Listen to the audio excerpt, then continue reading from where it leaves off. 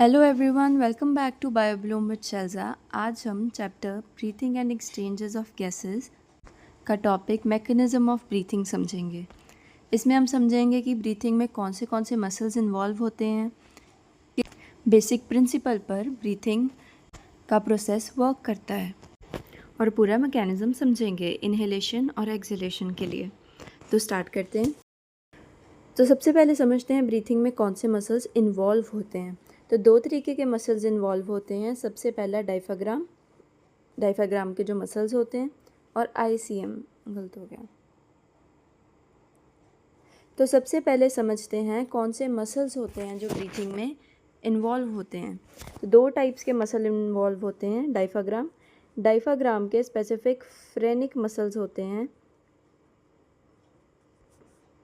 वो ब्रीथिंग में इन्वॉल्व होते हैं। और दूसरा है ICM, that is intercostal muscles. ये फर्दर दो तरीके के होते हैं, internal intercostal muscles and external intercostal muscles. Location इनकी होती है इन बिटवीन द रिब्स। जैसे ये रिब्स हैं तो इनके बीच में ये प्रेजेंट होंगे। तो दो मसल्स होते हैं डायफ्राग्राम के मसल्स, और रिब्स के बिटवीन जो मसल्स प्रेजेंट होते हैं, that is intercostal muscles. Major part जो होता है वो डायफ्राग्राम मसल्स ही प्ले करते हैं। इनकी अरेंजमेंट कैसे होती है रिब्स के बीच में, ये इस तरीके से अरेंजमेंट होते हैं। जो इनर वाली साइड होती है वो अंदर होती है, आउटर वाली साइड बाहर हो गई, उसके ऊपर ही वो ओवरलैप कर रही होती है। जैसे आप अगर एक्सटर्नल इंटरकोस्टल मसल को कट करके देखोगे, उसको ऐसे करके साइड करके देखोगे, तो उसके अंदर ही आपको उसके नीचे इंटरनल इंटरकोस्टल मसल्स लाई करते हुए दिखेंगे। तो एयर का एक बेसिक प्रिंसिपल है कि वो हमेशा हायर पार्शियल प्रेशर से लोअर पार्शियल प्रेशर में मूव करती है। अब पार्शियल प्रेशर क्या होता है? तो partial pressure is the pressure exerted by an individual gas on the wall of the chamber in which the mixture of gases is kept। एक कंटेनर में एक से ज़्यादा गैसेस जब रखी हों तो उनमें से एक सिंगल गैस, एक इंडिविजुअल गैस जितना प्रेशर एक्सर्ट करती है उस गिवन कंटेनर के वॉल के ऊपर, उसे कहते हैं उस इंडिविजुअल गैस का पार्शियल प्रेशर। अब अगर हमें एयर इनहेल करनी है तो हमारी बॉडी में लो प्रेशर होना चाहिए to that of the atmosphere. तो अब प्रेशर को हम डायरेक्टली नहीं चेंज कर सकते, बट हम वॉल्यूम को चेंज कर सकते हैं। तो बॉयल्स लॉ में पढ़ा था कि प्रेशर जो है वो इन्वर्सली प्रोपोर्शनल होता है वॉल्यूम के। तो अगर हम वॉल्यूम को चेंज करें तो प्रेशर अपने आप चेंज हो जाएगा। तो ब्रीथिंग के दौरान थोरेसिक चैम्बर का वॉल्यूम चेंज करते हैं, जिससे प्रेशर भी चेंज हो जाता है। अब वॉल्यूम बढ़ाओगे तो प्रेशर घट जाएगा, वॉल्यूम घटाओगे तो प्रेशर बढ़ जाएगा। अब नॉर्मल इनहेलेशन के टाइम पे बाहर जो एटमॉस्फेयर में प्रेशर है वो है 760 mmf मरकरी। वो तो फिक्स्ड है, उसे आप चेंज नहीं कर सकते। तो आपको अंदर का प्रेशर ही चेंज करना पड़ेगा। अब एयर जो है वो फ्लो करती है from high partial pressure to low partial pressure. अगर बाहर प्रेशर ज़्यादा है तो आपको अंदर का प्रेशर घटाना पड़ेगा। तो प्रेशर को हम डायरेक्टली तो बिल्कुल नहीं हिला सकते, तो हम क्या करेंगे, अंदर का वॉल्यूम बढ़ा देंगे। वॉल्यूम बढ़ेगा, प्रेशर घटेगा, क्योंकि वो इन्वर्सली प्रोपोर्शनल होता है according to Boyle's law. P out is pressure outside, P I N is pressure inside. अब वॉल्यूम कैसे बढ़ाएंगे? डायफ्राग्राम में होगी कंट्रैक्शन। कंट्रैक्शन से क्या होगा, जैसे वो डोम शेप्ड होता है तो कंट्रैक्शन की वजह से वो फ्लैट हो जाएगा, वॉल्यूम ऑफ थोरेसिक चैम्बर बढ़ जाएगा। और किस डायरेक्शन में बढ़ेगा? एंटीरियो पोस्टीरियर डायरेक्शन में बढ़ेगा। अब एंटीरियो पोस्टीरियर डायरेक्शन होती क्या है? फॉर एग्जांपल ये कोई इंसान है, ये कोई चीज़ है, ये उसका फ्रंटल फेस है, पिछला वाला उसका बैक फेस है। ऐसे समझते हैं ये उसका फ्रंट वाला रीजन है, मतलब फ्रंट है ये, जिस साइड उसका मुंह है, और ये उसका पिछला वाला रीजन है, बैक साइड है। तो ये हो गया डॉर्सल साइड, ये हो गई वेंट्रल साइड। जिस साइड मुंह है वो होगी वेंट्रल साइड, जिस साइड पीठ है बैक है वो डॉर्सल साइड। और वही एंटीरियो पोस्टीरियर का होता है, जिस साइड हेड होता है, एंटीना टाइप होता है, उसको कहते हैं एंटीरियर रीजन, और नीचे वाला साइड होता है पोस्टीरियर रीजन। तो ये कैसे चल रहा है, इस तरीके का है ये डोम शेप्ड डायफ्राम। तो ये ऐसे इस तरीके की कंट्रैक्शन कर रहा है, ऊपर नीचे मूवमेंट कर रहा है। तो ये किस डायरेक्शन में मूव किया है, अभी ये ऊपर से नीचे वाली डायरेक्शन में मूव किया है, तो ये एंटीरियर पोस्टीरियर डायरेक्शन में मूव किया है। और दूसरी तरफ क्या हुआ, एक्सटर्नल इंटरकोस्टल मसल्स में भी कंट्रैक्शन हुई। इसकी वजह से क्या हुआ, रिब्स और स्टर्नम जो है वो अपवर्ड और आउटवर्ड मूव करने लग पड़े। अब जब आप सांस लेते हो तो चेस्ट थोड़ी बाहर की तरफ आती है, यानी कि जो रिब्स की मूवमेंट है और स्टर्नम की मूवमेंट है बाहर की तरफ आ रही है और स्लाइटली ऊपर की तरफ भी हो रही होती है। इससे क्या होता है, थोरेसिक चैम्बर का वॉल्यूम इंक्रीज़ हो रहा है और लंग्स का भी साथ में इंक्रीज़ हो रहा है।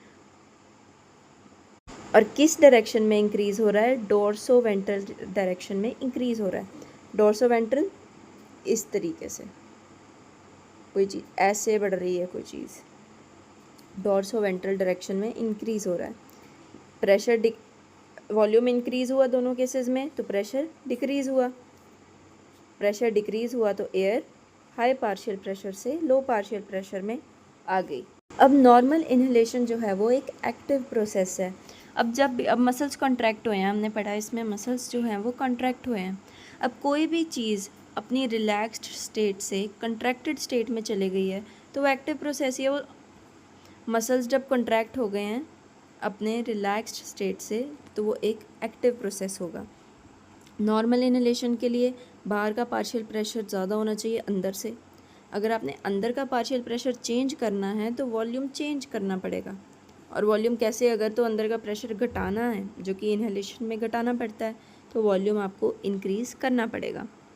उसमें क्या होगा, एयर अंदर कैसे डायफ्राम कंट्रैक्ट करेगा, फ्लैट होना स्टार्ट होगा, रिब्स और स्टर्नम आगे को और थोड़ा सा ऊपर को जाएंगे, वॉल्यूम ऑफ थोरैक्स जो है वो इंक्रीज़ हो गया और एयर जो है वो अंदर एंटर कर गई।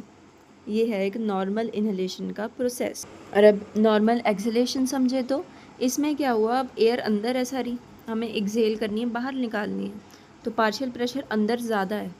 इसके लिए हमें बाहर का पार्शियल प्रेशर कम करना पड़ेगा ताकि ज़्यादा से थोड़े की तरफ जा सके। अब हम बाहर तो 760 mmHg है, उसको हम छेड़ नहीं सकते। अंदर प्रेशर ज़्यादा हो तो गया है पर 760 mmHg से ज़्यादा नहीं हुआ है। तो हमें क्या करना पड़ेगा, अंदर का प्रेशर और ज़्यादा इंक्रीज़ करना पड़ेगा ताकि वो बाहर के प्रेशर से ज़्यादा बढ़ जाए और ज़्यादा बढ़ जाए। बाहर का तो आप छेड़ नहीं सकते, उसे आप कम करा नहीं सकते, तो क्यों ना अंदर का ही और ज़्यादा बढ़ा लिया जाए कि उससे ज़्यादा एक्सीड कर जाए। तो फिर क्या करेंगे, प्रेशर बढ़ाना है तो वॉल्यूम घटाना पड़ेगा।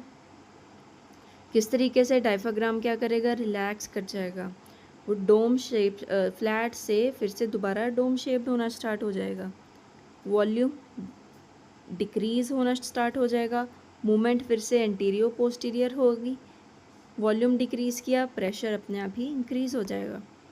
वहीं EICM ने क्या किया, वो रिलैक्स होने शुरू हो गए मसल्स, रिब और स्टर्नम अंदर की तरफ आ गए और नीचे की तरफ आ गए, इनवर्ड्स एंड डाउनवर्ड्स मूवमेंट की, डोर्सो वेंट्रली मूव किए, वॉल्यूम डिक्रीज़ हुआ, प्रेशर इंक्रीज़ हो गया। प्रेशर जब इंक्रीज़ हुआ तो एयर जो है आराम से बाहर चली गई।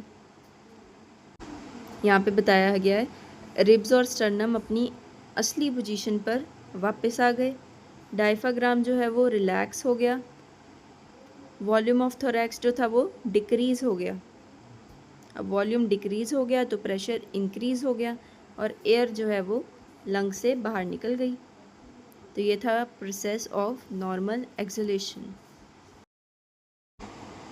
अब ये तो हमें पता है कि नॉर्मल एक्सहेल करना हो या इनहेल करना हो तो ये with the help of 2 muscles होता है, डायफ्राम के मसल्स और रिब्स के जो मसल्स हैं एक्सटर्नल इंटरकोस्टल मसल्स, उनकी हेल्प से होता है।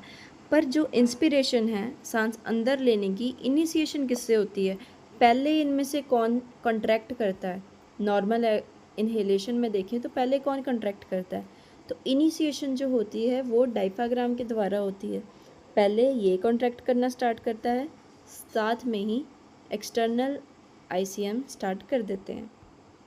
करते दोनों हैं, पर स्टार्टिंग इनिशिएशन जो होती है इनहेलेशन की, सांस अंदर लेने की, वो डायफ्राम से होती है।